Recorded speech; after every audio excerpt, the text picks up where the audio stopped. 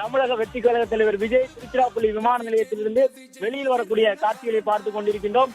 தாவேகா தலைவர் விஜய் இன்னும் சற்று நேரத்தில் நாமக்கலுக்கு தன்னுடைய பயணத்தை தொடங்க உள்ள நிலையில் தான் தற்போது திருச்சி விமான நிலையத்திலிருந்து தன்னுடைய கருப்பு நிற ரேஞ்ச் ரோவர் காரிலே சென்னையிலிருந்து திருச்சிக்கு வந்திருந்த காரிலே புறப்பட்டிருக்கின்றார்.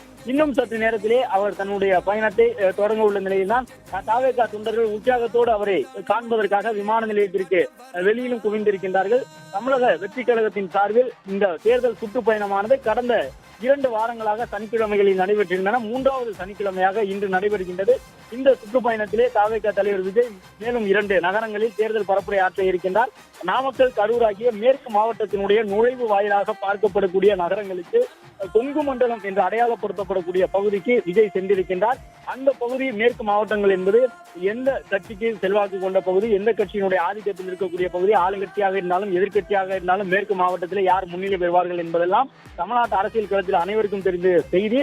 அப்படிப்பட்ட இடத்திலே விஜய் இன்று என்ன உரை நிகழ்த்தப் போகின்றார், யாரை விமர்சிக்கப் போகின்றார்? ஏற்கனவே மத்திய மண்டலத்திலும் டெல்டாவிலும் தனக்கென ஒரு மிகப்பெரிய இளைஞர் பட்டாளத்தை விஜய் திரட்டியதை போன்று இன்றும் அவருக்கு அதே போன்ற ஒரு வரவேற்பு நாமக்கலிலும் கரூரிலும் கிடைக்குமா என்பது ஒரு மிகப்பெரிய எதிர்பார்ப்பாக இருக்கின்றது. ஏனென்றால் திருச்சியில் விஜய்க்காக ஒரு பெரிய கூட்டம் கூடியிருந்த பொழுது 7 கிலோமீட்டர் தூரத்தை 5 மணி நேரம் செலவிட்டு விஜய் கடக்கக்கூடிய சூழ்நிலை ஏற்பட்ட பொழுது கூட அது விஜயினுடைய தேர்தல் பிரச்சாரத்தின் முதல் நாள், சுற்றுப்பயண தொடக்க நாள் என்பதன் காரணமாக தமிழ்நாடு முழுவதிலும் இருந்து தொண்டர்கள் வந்துவிட்டார்கள். அதன் காரணமாகத்தான் திருச்சியில் அவ்வளவு பெரிய கூட்டம் என்றார்கள். ஆனால் அதே போன்ற ஒரு கூட்டம் தான் அரியலூரிலும் காட்டியிருந்தது. அதற்கு நிகரான ஒரு கூட்டம் தான் குன்னத்திலும் காட்டியிருந்தது. அதைவிட அதிகமான கூட்டம் பெரம்பலூரில் காட்டியிருந்தது. அதன் பிறகு சொன்னார்கள் இது முதல் சனிக்கிழமை என்பதன் காரணமாக, முதல் நாள் என்பதன் காரணமாக விஜயை பார்ப்பதற்காக ஆயிரக்கணக்கானவர்கள் வந்து விட்டார்கள். இதே இருப்பு அடுத்தடுத்து இருக்காது என்றார்கள். ஆனால் அடுத்த வாரம் சனிக்கிழமை விஜய் சென்ற பொழுது நாகப்பட்டினத்திலும் அதே போன்ற ஒரு பெருங்கூட்டம் இருந்ததை பார்த்தோம். திருவாரூர் நகரத்திற்குள்ளே விஜய் நுழைவதற்கு 3 மணி நேரம் தேவைப்பட்டதையும் பார்க்க முடிந்தது. அதாவது நாகப்பட்டினத்திலிருந்து திருவாரூரை சென்றடைவதற்கு 3 மணி நேரத்திற்கு மேலாக ஆகியிருந்தது.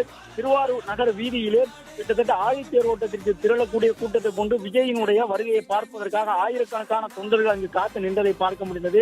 விஜயினுடைய வருகையை விமர்சிக்கக்கூடிய விதமாக கருத்துக்களை பதிவிட வேண்டும் என்றால் கூட பல்வேறு தொழில்நுட்பங்களை பயன்படுத்தி ஏஐ உள்ளிட்டவற்றை பயன்படுத்தி புகைப்படங்களை பதிவிட்டிருந்தார்கள். ஆனால் விஜய்க்கு அங்கே கூடியிருந்த உண்மையான கூட்டம் மிகப்பெரிய அளவில் கூடியிருந்தது திருவாரூரிலே என்பதை நேரலையில் காண முடிந்தது. அதேபோல் பிளே ஸ்டோர் மற்றும் ஆப் ஸ்டோரில் இருந்து பாலிமர் செயலியை QR கோடு மூலம் பதிவிறக்கம் செய்யுங்கள்.